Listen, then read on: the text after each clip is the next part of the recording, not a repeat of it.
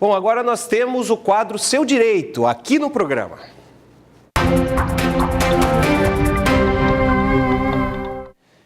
Nós recebemos hoje para o quadro um assunto bastante polêmico, do qual muita gente quer se precaver.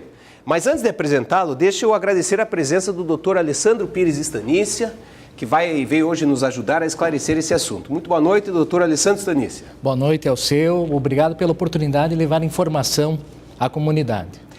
Doutor Alessandro, há uma dúvida de um telespectador nosso, a dúvida é exatamente essa. Pretendo iniciar um relacionamento conjugal e dividir a mesma moradia com essa pessoa, mas tenho bens, tenho uma casa e um automóvel e não quero ter problemas futuros com a partilha desses bens, caso essa relação não dê certo. É que já me prejudiquei demais com uma relação anterior a essa. Caso esse novo relacionamento não dê certo, eu quero sair dele com os bens que já possuo. Que cuidados eu devo ter?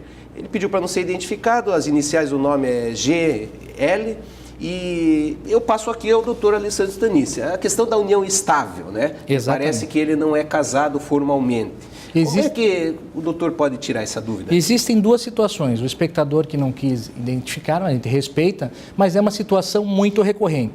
Primeiro, quanto à forma do casamento. Pode ser tanto o casamento no cartório de títulos, o casamento tradicional, como conhecemos. Formal, né? Formal, como também a escritura pública de união estável, que você fará em um simples tabelionato com o seu companheiro ou sua companheira e vai formalizar essa união estável. É um ato mais simples, mas os efeitos hoje, perante a Constituição Federal e o Código Civil, são os mesmos. Mas o que o espectador se preocupa é com relação ao regime de bens. E vale tanto para o casamento formal, o tradicional, quanto para a união estável.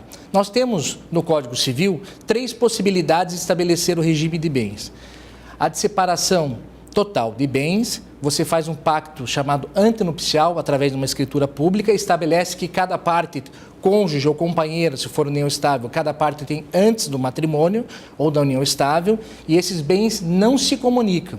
Temos a comunhão parcial de bens, que é o mais comumente usado por todas as pessoas, que estabelece o seguinte: os bens anteriores havidos antes da união estável ou antes do casamento não se comunicarão com os bens adquiridos na constância do casamento. E vale lembrar que se uma parte, um companheiro ou uma companheira adquirir um bem na constância do casamento, mesmo em nome próprio de das partes, valerá para os dois.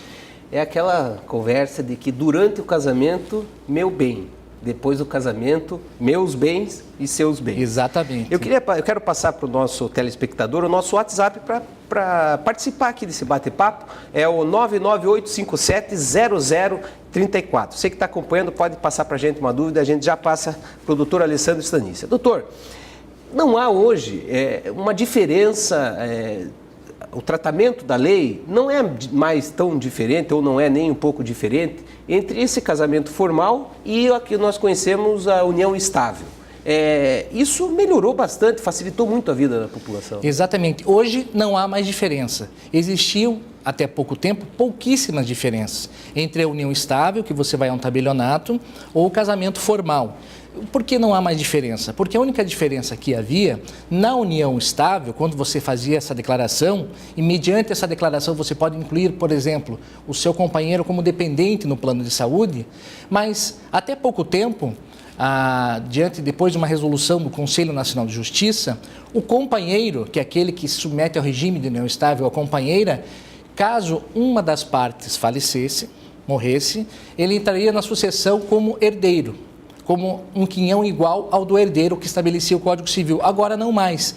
Tão é igual o regime da união estável que o companheiro que falecer, o outro será o meeiro, terá direito à metade do patrimônio, se assim estabelecerem. Então é muito importante... Exatamente como é no casamento formal, né? O casamento nada mais é do que no direito, nós sabemos, você é advogado, ou seja, que um contrato que geram direitos e obrigações entre as partes. E na união estável, você pode ir a um tabelionato e, inclusive, dispor sobre essas condições do regime de casamento, inclusive dispor, olha, eu tenho um carro, e eu tenho um imóvel. Esse é de minha propriedade e não vai se comunicar com o patrimônio que nós vamos adquirir durante o casamento. E ainda, caso a pessoa, diante da sua união, não faça união estável, não formalize uma escritura pública de união estável, ele terá que provar na frente e valerá o regime de comunhão parcial de bens, mas quando você não formaliza, fica muito mais difícil se comprovar em juízo. Olha, doutor, o casal unido por uma união estável e um deles falece, o outro pode ser pensionista do INSS, por exemplo? Pode. Inclusive, mesmo que nesse caso o ouvinte, o espectador tenha separado o patrimônio, alguns direitos, aquele cônjuge que sobrevive, o supértice, no direito que nós chamamos, tem o direito à habitação quando vivo, ao usufruto do imóvel de família, depois que essa parte morre, e também a meação. E pode também ser declarado dependente a eventual pensão comprovada essa união estável. Bom, doutor, eu acho que isso, como eu já disse aqui na entrevista, isso facilitou bastante a vida das pessoas, né?